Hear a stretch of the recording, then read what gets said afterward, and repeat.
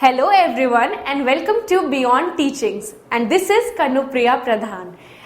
जैसा कि हमने हमारे सिलेबस डिस्कशन चैप्टर में जो हमारा सेशन था उसमें हमने डिस्कस किया था कि हम लोग बात करेंगे हमारे 10th क्लास के जो बोर्ड एग्जाम्स के जितने भी चैप्टर्स हैं उन्हें हम लोग ब्रीफली डिस्कस करेंगे और हमारे एग्जाम प्रिपरेशन भी करेंगे। तो आज हमारा उसका पहला सेशन है और मैं आज आप लोगों को बताने वाली हूँ ये चैप्टर जो कि है आपका क्लास 10th का चैप्टर नंबर 1 और वो है chemical reaction and it's equation. तो आज हम लोग इस चैप्टर में पहले तो मैं आप लोगों को बता देती हूँ कि ये जो आपका सेशन है वो किस तरह से प्रोसीड होगा। जैसे कि हम लोग जब सेशन जो स्टार्ट होगा हम लोग पहले हर चैप्टर वाइज आप लोगों की रिवीजन करवाएंगे, जो समराइज करेंगे, जो भी आप लोगों को डाउट्स है वो सारी चीजें क्लियर कर देंगे कि जो भी चैप्टर्स में जो भी टॉपिक्स है सारे टॉपिक्स आपके कवर होंगे इसमें, जो भी एग्जाम पॉइंट ऑफ व्यू से इंपॉर्टेंट है और एग्जाम्स में आने वाले हैं। देन ये जब आप लोग का पूरा सेशन कंप्लीट हो जाएगा देन हम लोग क्वेश्चन आंसर्स भी डिस्कस करेंगे, जो एग्जाम्स में प्रीवियस एग्जाम्स में आ चुके हैं वो भी और जो भी न्यू जो आने की जिनकी आशंका है वो भी हम लोग डिस्कस करेंगे। तो देख लेते हैं कि इस जो चैप्टर है पहला चैप्टर इसमें हम लोगों को कौन कौन सी चीजें हैं जो हमें डिस्कस करनी है। तो सबसे पहले देखते हैं क्या क्या हम लोगों को पढ़ना होगा। सबसे पहले आप देख सकते हैं यहाँ पे कि हम लोग को डिस्कस करना होगा केमिकल रिएक्शंस क्या है, केमिकल रिएक्शंस क्या है और उसके एग्जाम्पल्स कौन कौन से हैं। देन हम लोग डिस्कस करेंगे केमिकल इक्वेशन क्या है, उसे बैलेंस करने का procedure and types of chemical reaction जो है उसमें बहुत सारे केमिकल रिएक्शंस है जैसे कि combination reaction, decomposition reaction, displacement, double displacement, neutralisation reaction, precipitation reaction and at last आपका ऑक्सीडेशन एंड रिडक्शन रिएक्शन। ये सारे जितने भी रिएक्शंस हैं आपके ये हम लोग डिस्कस करेंगे। तो वन बाय वन हम लोग इस टॉपिक में बात करते हैं कि क्या क्या इंपॉर्टेंट है और कैसे हम लोगों को इसको एग्जाम पॉइंट ऑफ व्यू से हम लोगों को इसके बारे में तैयारी करनी है। तो सबसे पहले देख लेते हैं हमारा पहला स्लाइड। तो जैसा कि आप देख सकते हैं जो केमिकल रिएक्शन है ये होता क्या है, पहले हम लोग ये देख लेते हैं। पहले तो हम लोग जानेंगे कि रिएक्शन क्या है, देन हम लोग बात करेंगे केमिकल रिएक्शन के बारे में। सपोज कि आप सोचिए कि अगर आप एक जगह पे बैठे हुए हैं और आपको अचानक से कहीं से एक चींटी आके आपके हाथ में काट दिया, एक मच्छर आपके हाथ में आके काट दिया, तो आप लोग क्या करेंगे? कुछ लोग होंगे कि एकदम उनका ध्यान कुछ बिना सोचे समझे वो एकदम उसको मार देंगे, है ना। ये होगा आपका रिएक्शन। चींटी ने आपको काटा और ये आपका रिएक्शन था। वो जो एक्शन क्रिएट हुआ था इसके आपका उसके जैसे तुरंत ही सडनली जैसे ही वो हुआ, वो जो इवेंट हुआ आपने अपना रिएक्शन दिया। या किसी भी सिचुएशन जो होता है, जैसे कि आप लोगों को अगर मैं आप लोगों की टीचर हूं, मैंने आपको एक क्वेश्चन किया तो आप लोग मुझे एक आंसर देंगे तो वो भी आपका रिएक्शन है। कोई भी आपको एक इवेंट आपको प्रोवाइड किया जा रहा है तो आपका उस पे क्या कौन सी प्रतिक्रिया होगी वो आपका रिएक्शन है या फिर रिस्पॉन्स है ना। तो यही रिएक्शन आपका इसके बारे में डिस्कस करेंगे। बट ये रिएक्शन कैसा होगा? ये रिएक्शन आपका केमिकल होगा, केमिकल रिएक्शन होगा। तो केमिकल रिएक्शन क्या है? जब कोई भी दो आपकी सब्सटेंसेस जो है वो आपस में रिएक्ट कर जाते हैं, है ना। अगर सोच लीजिए आपके दो फ्रेंड्स हुआ, आप और आपका फ्रेंड, आप लोगों के बीच में अगर एक आर्ग्यूमेंट हो गया, है ना, अगर एक आर्ग्यूमेंट हो गया तो ऐसा हो सकता है at the end of the argument आप लोग एक कंक्लूजन पे पहुंचोगे, है ना। या ऐसा भी हो सकता है कि आप लोगों के बीच में झगड़ा हो जाए, ठीक है। तो वो आपका एंड प्रोडक्ट हो जाएगा कि वो सिचुएशन, वो आर्ग्यूमेंट का रिजल्ट क्या निकला। वही सेम चीज होता है आपके केमिकल रिएक्शन में। केमिकल रिएक्शन में होता क्या है? जब दो केमिकल्स या दो सब्सटेंसेस आपस में मिक्स हो जाते हैं या आपस में एक दूसरे के कांटेक्ट में आते हैं तब क्या होता है? कुछ नई चीजों का आपका निर्माण होता है या नए प्रोडक्ट्स आपके फॉर्म होते हैं।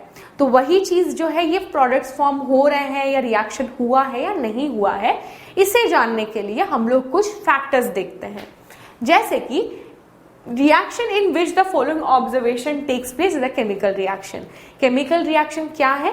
जिसमें ये फॉलोइंग ऑब्जर्वेशंस, कुछ ऑब्जर्वेशंस हैं, ये अगर वहां पे दिखाई दे रही है या आप लोग उस चीज को ऑब्जर्व कर पा रहे हैं तो आप सोच सकते हैं कि यहाँ इस केस में आपका क्या हो रहा है? केमिकल रिएक्शन हो रहा है। तो जैसा कि आपका सबसे पहला जो है आपका चेंज इन स्टेट होना चाहिए। स्टेट जो है आपका उसके अवस्था में परिवर्तन होगा। जैसा कि 9th क्लास में आपने देखा होगा जो मैटर के स्टेट में जो परिवर्तन होता था, सॉलिड से लिक्विड में, लिक्विड से गैस में जो कन्वर्ट होता था, तो ये आपका क्या था, स्टेट में चेंज। अगर किसी रिएक्शन के दौरान अगर आपका स्टेट में परिवर्तन हो रहा है तो आप कंक्लूड कर सकते हैं कि वहां पे आपका क्या हो रहा है, केमिकल रिएक्शन आपका हो रहा है।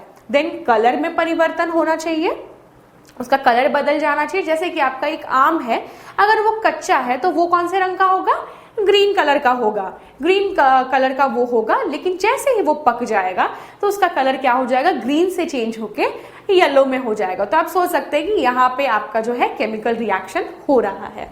ये आपका कलर में चेंज हुआ। देन आपका क्या है, ऑर्डर में चेंज। ऑर्डर में चेंज यानी कि स्मेल जो होता है, जैसे कि आप लोग देख सकते हैं कि खाना जब आपके घर पे आता है, जब कुछ सब्जियां आती है, उसकी कोई खुशबू अलग होती है। लेकिन जैसे ही वो सब्जियां जो है वो आपस में उसको पका दिया जाता है, मिक्स करके कुछ मसाले और तेल वगैरह सब कुछ डाल वाल के उसको पका देते हैं, तो उसका स्मेल जो है वो क्या होता है, चेंज हो जाता है। ये चीज को हमने नोटिस किया है। तो ये हो गया आपका ऑर्डर चेंज। या फिर आप देख सकते हैं जब भी पटाखे फोड़ते हैं आप लोग दिवाली के टाइम पे, तो एक स्मेल फैल जाता है, बारूद का जो स्मेल होता है, वहां पे भी आपका केमिकल रिएक्शन हुआ है। पटाखे फोड़ना भी एक केमिकल रिएक्शन का ही प्रोसेस है। देन आपका क्या होगा, टेम्परेचर में चेंज होगा। टेम्परेचर में चेंज कैसे होता है, देखिए जैसे कि आप लोगों ने देखा होगा, अगर आप लोग जब व्हाइट वॉश जब होता है आपका घर, चूना जब लगाते हैं हम लोग, तो हमने देखा होगा कि जो काम करने के लिए आए हुए होते हैं लोग, वो क्या करते हैं, चूना का जो आपका बड़ा बड़ा पत्थर का टुकड़ा होता है उसको लेके आते हैं, आपका जो आपका इसको हम लोग बोलते हैं क्विक लाइम। उस क्विक लाइम को क्या करते हैं वो लोग, पानी में डाल देते हैं।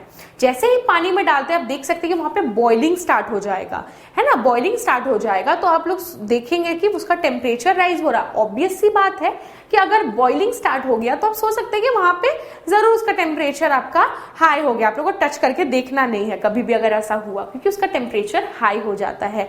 तो टेम्परेचर भी अगर चेंज हो रहा है मतलब वहां पे केमिकल रिएक्शन हो रहा है। देन है आपका गैस प्रोडक्शन। गैस प्रोड्यूस होता है किसी भी रिएक्शन के दौरान। केमिकल रिएक्शन में आपका कभी जैसे कि आपने अगर एक पेपर को जला दिया तो वहां का रिएक्शन हुआ, कंबशन हो रहा है, और आपका कार्बन डाइऑक्साइड गैस जो है वो प्रोड्यूस होता है। देन है प्रिसिपिटेशन फॉर्मेशन। जब क्विक लाइम को हम लोग वाटर में डिसॉल्व करते हैं तो वो क्या होता है, कुछ अमाउंट जो होता है वो जाके प्रिसिपिटेट बन जाता है, बॉटम में आपका क्या होता है वो डिसॉल्व, आपका डिपॉजिट हो जाता है। तो प्रिसिपिटेशन फॉर्मेशन भी होगा। And at last light emission. जैसे कि हमने एक एक्सपेरिमेंट किया था, क्लास 6 या 7 में था, जो मैग्नीशियम रिबन को जब हम लोग बर्न करते थे तो वो एक व्हाइट ल्यूमिनस लाइट को, आपका व्हाइट ल्यूमिनस लाइट जो है वो जेनरेट होती थी, यानी कि क्या होता था, लाइट इमिट होता था। तो एक रिएक्शन के दौरान, आपके केमिकल रिएक्शन के दौरान क्या होता है, लाइट इमिशन भी होता है। तो ये सारे जो आपके फैक्टर्स है, अगर ये आपको दिख रहे हैं, ये ऑब्जर्वेशन अगर आप लोग देख सक रहे हैं, तो आप समझ सकते हैं कि इस जो केस में आपका क्या हो रहा है, केमिकल रिएक्शन हो रहा है। तो आप बोल सकते हैं केमिकल रिएक्शन का डेफिनेशन भी इससे बना सकते हैं, chemical reaction is the reaction in which these following observations we can see. ये आपके फॉलोइंग रिएक्शंस आपके ऑब्जर्वेशंस है। ओके, तो इसमें से आपका क्वेश्चन आ सकता है एग्जाम्स में कि कौन से ऐसे ऑब्जर्वेशंस है जो केमिकल रिएक्शन में होते हैं। तो आपको ये चीज आप याद रख सकते हैं कि ये जो आपके हैं यहाँ पे कम से कम आपके कितने हैं, आपके 7 जो ऑब्जर्वेशंस है, आप उसमें से 5 या 4 या आपके 7 भी लिख सकते हैं। ये सारा आपका इस तरह से आपको आंसर करना है। तो ये हो गया आपका केमिकल रिएक्शन क्या है। देन हम लोग डिस्कस करेंगे केमिकल रिएक्शन के कुछ एग्जांपल्स। जैसे कि आपने देखा होगा रस्टिंग। अगर आपने एक लोहे का दरवाजा आपके घर के बाहर लगा हुआ है तो आप देखेंगे बारिश जब होगी और देन आप लोग उसको जाके चेक करेंगे तो देखिए कुछ दिनों के बाद जो वो आयरन का जो गेट था वो उसका कलर जो है वो चेंज हो जाएगा, वो रेडिश ब्राउन कलर का कलर उसका आ जाएगा। और उसको अगर आप लोग टच करेंगे तो उसका जो पूरा लेयर है, एक लेयर जैसा उसके ऊपर फॉर्म भी हो जाता है। तो ये क्या है आपका रस्टिंग, जो कि एक केमिकल रिएक्शन है। देन जैसे ही मैंने बोला रीपनिंग ऑफ फ्रूट्स है ना, फ्रूट्स का पकना भी एक रिएक्शन है। डाइजेशन, जो खाना हम लोग खाते हैं और वो डाइजेस्ट होता है हमारे पेट में, वो भी एक क्या है, केमिकल रिएक्शन है। ये बहुत सारे एग्जाम्पल्स आपके, और भी बहुत सारे एग्जाम्पल्स हैं, वो आप लोग देखिए। आपके आसपास भी बहुत सारे रिएक्शंस हैं जो हो रहे हैं। तो ये चीज को हम लोग को ध्यान में रखना है।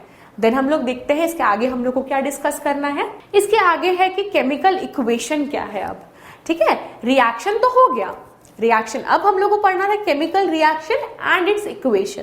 तो ये केमिकल इक्वेशन क्या है? तो केमिकल इक्वेशन एक ऐसा सिंबलिक रिप्रेजेंटेशन है केमिकल रिएक्शन का ही। केमिकल रिएक्शन तो होता, देखिए जैसे कि अगर हम एग्जांपल ले लेंगे कि कार्बन आपका ऑक्सीजन के साथ रिएक्ट कर रहा है, रिएक्ट करके क्या फॉर्म कर रहा है? कार्बन डाइऑक्साइड फॉर्म कर रहा है, कार्बन डाइऑक्साइड फॉर्म कर रहा है। ठीक है, ये हो गया आपका एक केमिकल रिएक्शन। लेकिन केमिकल इक्वेशन क्या होता है? एक सिंबलिक रिप्रेजेंटेशन होता है जिसमें कि हम लोग क्या यूज करते हैं? सिंबल्स यूज करते हैं एंड फॉर्मूलाज यूज करते हैं, है ना। जो कार्बन का हम लोग जानते हैं, कार्बन जो एक एलिमेंट है, इसका हमारा सिंबल हम लोग किससे रिप्रेजेंट करते हैं? इसको केमिकल नेम जो है इसका C। ओके, ऑक्सीजन के लिए क्या यूज करते हैं? O2। O यूज नहीं करते हैं, हम जानते हैं कि ऑक्सीजन जो है वो हमेशा दो एटम्स हमेशा साथ में ही वो होते हैं, है ना, वो हमेशा 2 के फॉर्म में ही प्रेजेंट होते हैं। ये मिलके क्या बनाएगा? Carbon dioxide. तो यही जो है आपका केमिकल इक्वेशन होता है, सिंबलिक रिप्रेजेंटेशन हम लोग एक केमिकल रिएक्शन का करते हैं, जो कि इजी होता है याद रखने में भी, लिखने में भी और समझने में भी। ठीक है, ये हो गया हमारा केमिकल इक्वेशन। तो ये केमिकल इक्वेशन आपका बैलेंस है नहीं है वो देख लेते हैं। आपका इसके बाद जो है बैलेंसिंग अ केमिकल इक्वेशन। ठीक है, तो सबसे पहले बैलेंस करने का जो हमारा प्रोसेस होता है ये किस प्रिंसिपल पे बेस्ड होता है ना। या इससे पहले हम लोग एक और चीज देख लेते हैं जो कि है हमारा किस तरह से केमिकल इक्वेशन हम लोग बनाएंगे। देखिए, केमिकल रिएक्शन जब भी, केमिकल इक्वेशन जब भी हम लोग बनाते हैं A एंड B, आपके ये A जो है आपका, जो एरो से right hand left hand side में जो भी एलिमेंट्स प्रेजेंट होंगे, जो भी सब्सटेंसेस प्रेजेंट होगी, वो हमारे क्या होंगे? रिएक्टेंट्स होंगे। क्या होंगे? हमारे रिएक्टेंट्स होंगे। ठीक है, लेफ्ट हैंड साइड पे LHS साइड में जो भी है ये हमारे रिएक्टेंट है, यानी जो A और B है वो क्या है? रिएक्टेंट है, जिनको लेके हम लोग रिएक्शन को प्रोसीड करेंगे। स्टार्टिंग में ये 2 एलिमेंट्स हमारे पास थे। A और B को जब हमने मिक्स किया तो हमें क्या मिला? हमें मिला C और D, जिन्हें हम क्या बोलेंगे? हम बोलेंगे उन्हें प्रोडक्ट्स। ठीक है, हम लोग उन्हें बोलेंगे प्रोडक्ट्स, और वो हमेशा राइट हैंड साइड पे ही होंगे। क्लियर? और जो क्या होगा आपका, जो रिएक्टेंट और प्रोडक्ट के बीच में एक एरो भी होगा, एक एरो प्रेजेंट होगा, जिसका जो माउथ है, जिसका जो फेस है वो डायरेक्ट होगा किस तरफ? प्रोडक्ट के साइड। देखिए जैसे देख सकते हैं ये एरो किस तरफ पॉइंट कर रहा है? प्रोडक्ट के साइड पॉइंट कर रहा है। वो हमेशा प्रोडक्ट जिस डायरेक्शन में रिएक्शन होगा, ये A B मिला के CD बनाया, इसलिए रिएक्शन जो आपका जो एरो है वो CD के तरफ डायरेक्ट होगा। और ये जो रिएक्टेंट्स है, जो 2 अलग अलग रिएक्टेंट या 3 अलग अलग रिएक्टेंट्स होंगे या प्रोडक्ट्स होंगे, इनके बीच में एक प्लस साइन भी जरूर से होगा, है ना। A और B मिक्स हुए, मिक्स होने का मतलब क्या? ऐड होना है, इसीलिए प्लस साइन होगा। वैसे ही C और D भी हमारे जो है प्रोडक्ट मिले थे, अलग अलग है वो दोनों, इसीलिए उनके बीच में एक प्लस का साइन जरूर हो। इस तरह से हम लोग कोई भी रिएक्शन को हम लोग इस तरह से दिखा सकते हैं। इसके अलावा भी जैसे है, अगर ये A जो है आपके सॉलिड फॉर्म में है ना, अगर ये A है अगर आपका सॉलिड फॉर्म में, तो उसे भी हम लोग यहाँ रिप्रेजेंट करेंगे ब्रैकेट में। जैसे सॉलिड है तो उसके लिए S यूज करेंगे, B अगर लिक्विड है तो उसके लिए L यूज करेंगे ब्रैकेट के अंदर, D अगर गैस, C अगर जो है वो आपका गैस है तो G यूज करेंगे, और अगर D आपका जो था वो एक्वस है ना, लिक्विड तो नहीं, लेकिन उसमें अगर वो लिक्विड और किसी चीज का फॉर्म है, एक गाढ़ा सा अगर आपका लिक्विड है तो वो हमारा एक्वस होगा। एक क्यूब से हम लोग उसको डिनोट करेंगे। इसके बाद अगर इस रिएक्शन में हीट अगर हम लोग डाल रहे हैं तो हीट के लिए हम लोग इस तरह से ऊपर में लिख सकते हैं, या फिर हम लोग सनलाइट अगर यूज हो रहा है तो भी उसे एरो के ऊपर या नीचे हम लोग लिख सकते हैं। इस तरह से किसी भी रिएक्शन को हम लोग एक अच्छे से केमिकल इक्वेशन बना के हम लोग रिप्रेजेंट कर सकते हैं। इसमें आप देख लीजिए एक लाइन में ही आपको बहुत कुछ समझ में आएगा कि ये जो ए था रिएक्टेंट वो सॉलिड स्टेट में था, बी जो है लिक्विड स्टेट में था, सी जो है वो गैसियस स्टेट में था, डी जो था वो एक्वस स्टेट में था। इनके जब प्रोसेस में आपको क्या हीट लगा था, सनलाइट यूज हुआ था। इसको लेकिन हम लोग लिखने जाएंगे तो देखिए कितना कॉम्प्लिकेटेड होगा, आपको 4 लाइन 5 लाइन यूज करना होगा। लेकिन इसको मैंने कितने में लिख दिया, सिर्फ 1 लाइन में ही कंप्लीट कर दिया। तो यही आपका मोटिव होता है, यही आपका एक यूज है आपका किसका, केमिकल इक्वेशन का। ये जो होता है हर चीज को बहुत ही सिंपल कर देता है। ओके, इसके बाद हम लोग देखते हैं बैलेंस करने के बारे में क्या होगा। देखिए बैलेंसिंग अ केमिकल इक्वेशन, आज सिर्फ मैं बता दूंगी कि बैलेंसिंग करना क्यों जरूरी है। नेक्स्ट क्लास में हम लोग डिस्कस करेंगे कि बैलेंस किया कैसे जाता है। ठीक है, देखिए according to law of conservation of mass, law of conservation of mass के according, law of conservation of mass है क्या, mass can neither be created not be destroyed.